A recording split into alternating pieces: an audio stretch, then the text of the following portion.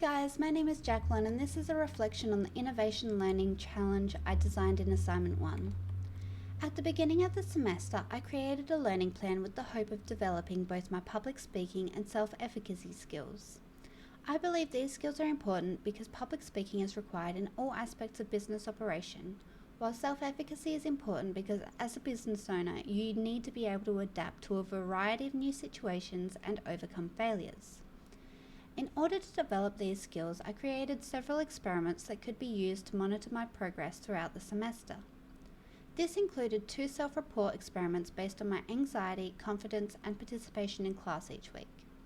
This was coupled with 2 additional experiments. The first was an experiment to test public speaking, where I was going to use my Twitch streams as an opportunity to gain insights from real viewers through open discussion to include descriptive feedback regarding my public speaking behaviour. The second was to test self-efficacy by examining my performance on assignments and presentations, particularly those involving creating videos, as well as reporting my confidence, anxiety, presentation, grade and feedback, and perceived difficulty of those assignments and presentations. Unfortunately, these tests were complex, and due to a delay in feedback, I was forced to restructure the last 2 experiments completely. Fortunately though, the first experiments for self-efficacy and public speaking were still viable due to their inclusion in the weekly reflection, though I did simplify them due to time constraints. As mentioned earlier, the first 2 experiments require the use of self-report measures such as confidence, anxiety, and weekly participation. For the public speaking experiment, I focused on the weekly participation scores, which acted as a measure for public speaking, while the anxiety and confidence scores along with the reflection can be used to interpret the scores in context.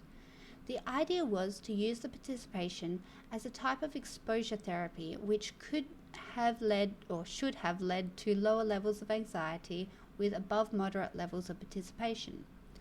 This was considered important because participation could be seen as dominant if it became too high, so the correct balance for participation was determined to be around 7. As an assessment of self-efficacy, the anxiety score measures the level of discomfort involved in public speaking, and the participation score demonstrates my ability to overcome that discomfort, while the confidence score and reflection provides further information allowing for the scores to be interpreted in context. The scores of these 2 experiments unfortunately became irrelevant during the semester for several reasons. First, the level of anxiety was at times not a result of my anxiety about a performance or of using novel tools, but instead was raised due to an overload of work when I was forced to do the project alone. Anxiety scores were also heavily influenced by negative emotions towards those in the group. Second, the confidence was similarly affected by those in the group when their lack of effort and interest led me to lose faith in their ability to complete a given task to a standard degree. Finally, my participation was not always avoidant due to public speaking issues, rather than the result of the lack of effort on behalf of the group, as well as continuously being ignored by those in the group. This led to both extremely high and extremely low scores on the participation measure. However, interpreting the results in context reveals that while the data itself came from not so reliable measures, the experiments did have a positive impact on my ability to overcome discomfort regarding novel situations and failure, as well as enhancing my public speaking abilities. Due to the circumstances within the group, I was forced to speak up more, both in the group and in class. For example, when our group was asked questions, I often opted to speak because I knew that most of the members in the group were unable to respond to the question. In addition, because the group problem was an ongoing issue, I was also forced to accept and deal with failure, since despite trying my hardest to resolve the communication issues and ensure all the work was completed on time, this was often not the case. This brings us to the second 2 experiments. As mentioned earlier, in my initial experiments were too complex and needed to be changed. However, due to an overload in work this semester, I was unable to focus on this assignment and failed to do so. Because of the oversight, I have decided to use the reflection as a way to demonstrate how other struggles I've faced may be considered practical examples of how I've developed these skills over the semester. Throughout the semester, I've dealt with a variety of novel situations such as using MS Teams, Collaborate, and Dropbox, creating videos, and working with a group, which is something I generally try to avoid. This was mostly a simple case of trying regardless of my anxiety and creatively navigating different issues. I found I quickly learned the programs well enough that by week 5 I was able to assist others in navigating the programs to a moderate degree. More practice will be needed before I am fully proficient, but the only real struggles I found was accessing provided tools through MS Teams, which we as a group elected not to use anyway and instead opted to use the whiteboard. Another issue I encountered was the microphone difficulties I experienced in Collaborate, which required I reset my microphone each session. However, I feel the biggest issue I faced this semester involved group work, which is something that most students openly hate in my experience.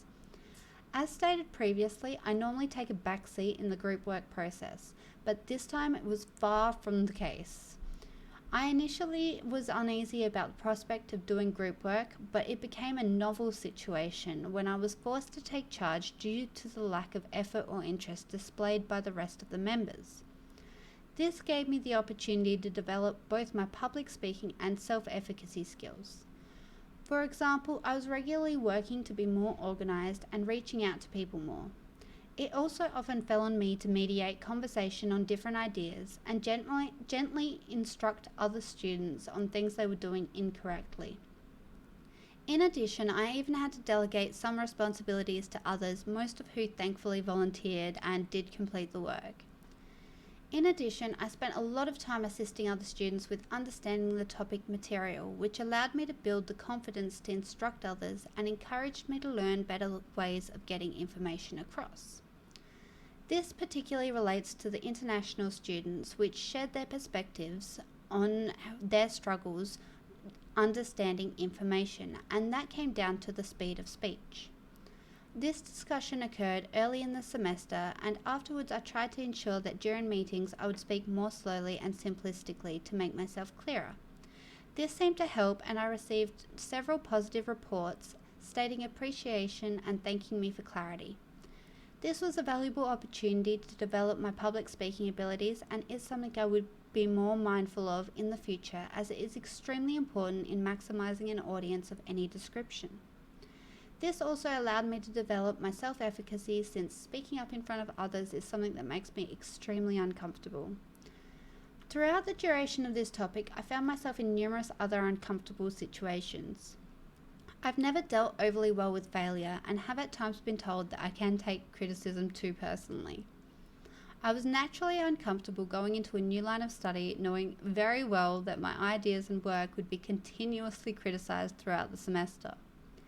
I did make a point to keep an open mind regarding that aspect though, as I am clearly at university to learn, and a large part of any improvement is receiving feedback in the form of constructive criticism. As such, I maintained a regular level of participation and feel I did well at navigating that issue using a growth mindset. I do, however, feel that there were some examples where I struggled more with handling minor failures, such as my failure to have the group presentation completed by week 11 and my failure in sufficiently polishing the final assignment in time for week 12. As discussed in the reflection notes, I did try to alleviate some of my discomfort by reminding myself that I had done my best and that we had a relatively well completed project in time for the final presentation. I also reminded myself how hard I had worked to give our group every advantage, and that if others had contributed, the presentation could have been dramatically improved. This was a clear test of self-efficacy where I was able to overcome my feelings of discomfort regarding failure to complete the semester's coursework. Similarly, I struggled with the communication failures within the group. Throughout the semester, I tried really hard to bring the group together and to motivate people. Initially, I managed to motivate the 2 international students by giving them extra time to discuss the content with someone that speaks English as a first language and working with them to develop a good understanding of the material. This is part of what led them to volunteer to present in weeks 9 and 10. I also managed to motivate another student when we had a huge discussion regarding the lack of group participation. This was done through an empathetic conversation from both parties. This particular student actually ended up being one of our most valuable members when she stepped up to present in weeks 11 and 12, as well as creating the video and video script for the final presentation.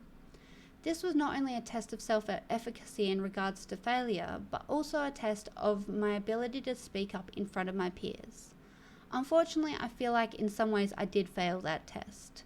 My efforts to bring the group together, particularly by bringing up fundamental issues within the group, was an unsuccessful process, and I have concerns that it may lead to avoidant behaviour in the future.